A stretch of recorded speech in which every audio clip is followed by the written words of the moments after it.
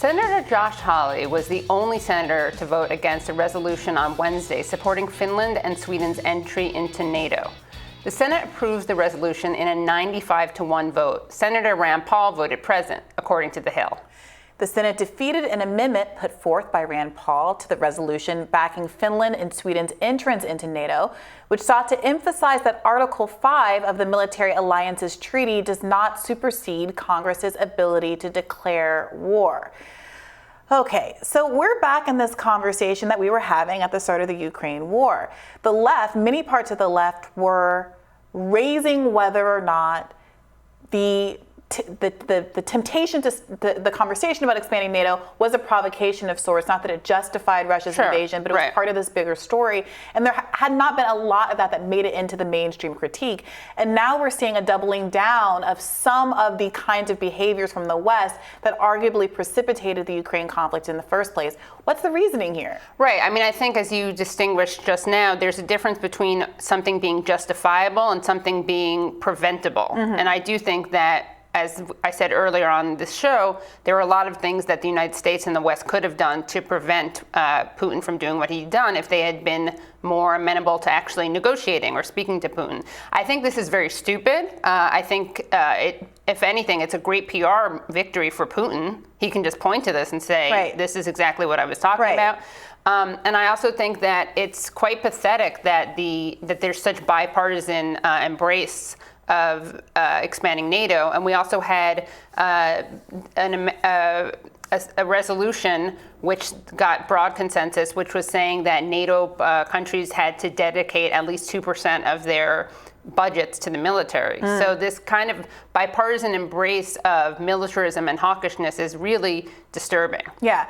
This is a really good point you raised, because even if you think that Putin is a bad actor, right? Even if you think, oh, he's gonna use whatever pretext he can find to do an invasion. And this is a similar conversation that we were having about Taiwan a day ago.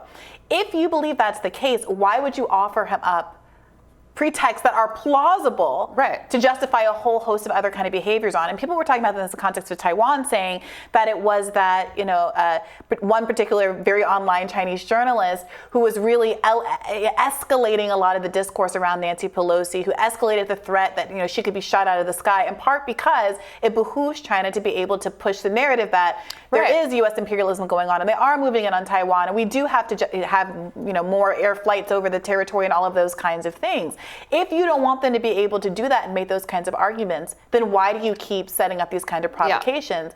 Moreover, in this, I hate to, sound like Donald Trump, but there's a question of what is the purpose of NATO, and how is NATO benefited by these two countries, hardly military mights, being a part of the alliance, other than they are now, obligating us to get involved in additional conflicts like the one in Ukraine, potentially. Right.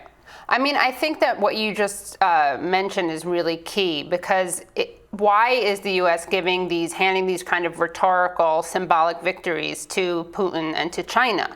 And I think it speaks, because it would seem like it was so against our self-interest, but I think it speaks to how pervasive and entrenched American exceptionalism is, that it doesn't even occur to them what this could look like to people outside of the United States, not to mention within the United States. I think within the United States, it more comes off as, why are we spending money on these wars and these proxy wars when we're not even providing for the people here?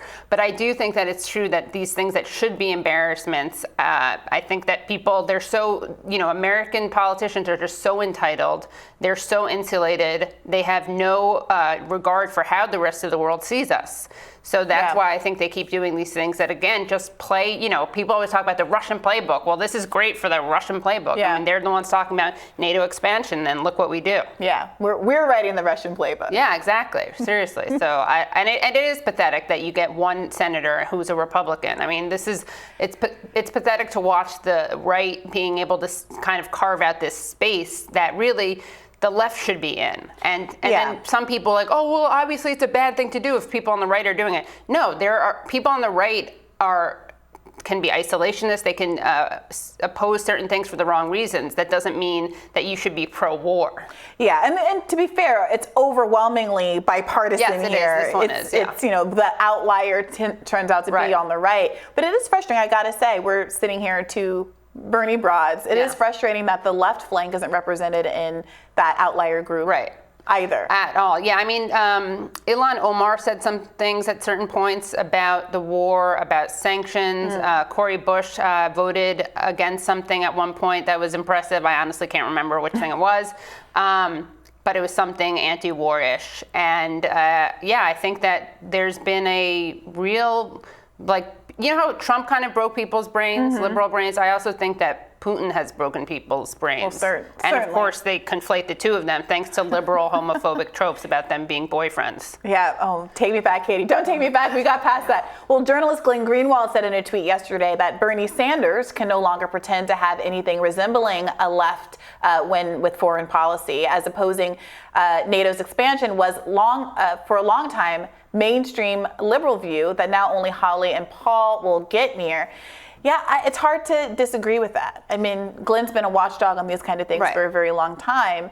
And it is frustrating that because of the way the press is, you won't even get people who really have access to asking Bernie Sanders about his vote here to push him on this. Right, because this was the same press that was asking Biden's administration why he wasn't calling for a no-fly zone, which gives you a sense of how incredibly out of touch and to the right they are of the Pentagon when it comes to this stuff. I think that I don't totally endorse Glenn's view here. I mean, I think it is pathetic that Bernie has been so silent on this and hasn't done the thing that he usually does, which is connect the dots between U.S. foreign policy and domestic policy and kind of abandoning the people at home while funding wars abroad. But I do think he still should get credit for his position on Israel, which, again, I know for lots of my fellow leftists and Israel critics don't think he's critical enough of Israel. I would agree, but I still think he's heads and shoulders away above definitely other senators. Yeah, and you're seeing this. I mean, we have recently talked in other segments about the primary races over the course of the past week and the enormous amount of money and investment that seems to come out whenever there are these, I wouldn't even want to say it almost feels like too much to say these pro-Palestinian advocates. Yeah, if only. The bare minimum, the bare minimum gets your opponent rather in these races funded up the wazoo by these super PACs, these AIPAC, DMFI style PACs that we saw play such a big role in Senator Turner's race and elsewhere. And just now with Levin and exactly, they will come after you if you're a Jewish candidate. They will come after you no matter what. Head of a synagogue, former head of a synagogue. Yeah. So credit where credit's due, but it is frustrating that there doesn't seem to be many people who are taking the kind of consistent principled stance where you can just kind of set your clock to what they vote and what they say and set it and forget it. Yeah, I think there's a lot of cowardice, especially when it comes to the war in Ukraine, because if you are at all opposing escalating a proxy war, then you are all of a sudden a Putinist. And the big irony is that the people who are being used as cannon fodder in this war, I mean, there are casualties and deaths on both sides, but it's Ukrainians who are being used as cannon fodder in this war that the United States has no interest in ending. Yeah. And it's really disturbing. And we know this because of things that people have said. This is a proxy war. This is about bleeding Russia. This is about weakening Putin. This is not about saving lives or bringing peace to an area that desperately needs it. And it's going to end with diplomacy. The only question is how many people are going to die before the negotiations are made. I think it's so astute when you say that. Well, this all comes as Amnesty International has accused Ukraine of war crimes during its ongoing military conflict with Russia. The humanitarian organization said in a release on Wednesday that the Ukrainian military's tactics violate international humanitarian law and endanger civilians by operating weapons out of bases established in residential areas while civilians are present. Do you think this is going to result in any kind of public shift in attitudes toward our support of Ukraine? I mean, I'm so surprised that there's any reporting on it, honestly. I mentioned this before, but on Useful Idiots, which is the podcast that I started with Matt Taibbi, I now co-host with temporarily with Aaron Mate while Matt is on book writing leave. We interviewed Lindsay Snell, who's a journalist who just came back from Ukraine, and she was talking to foreign fighters, and she found lots of interesting stuff about the kind of corruption, the stealing of arms, how underprotected fighters are, how they go to war with very bad equipment. And she talks a lot also about the Azov battalion, which is the neo-Nazi battalion, which apparently they're trying to cover up some of the murals that they have. But I think this is they recently decided that Nazi insignia isn't a good look. Yeah, exactly. And apparently all the media outlets that used to cover the Azov battalion as Nazi no longer do. I guess they had some sensitivity training, like they read some Robin DiAngelo books or something at the Azov battalion. She's huge. She's huge among the Azov. But I think this is really important to know, because the truth is, war is hell, and both sides will commit war crimes. And again, this has been presented in a very black and white way. You don't have to like Putin to want there not to be a proxy war. Right. And I think it's important for us to look at this and realize this is not just a totally morally black and white war. Again, it was Putin's, he invaded, and it was not justifiable. I think it was very preventable, and I think that the United States has a lot of blood on its hands. Yeah. But it's important for people to know that there are going to be war crimes on both sides. Yeah, and we will continue to cover all of America's proxy wars and have more rising for you after this.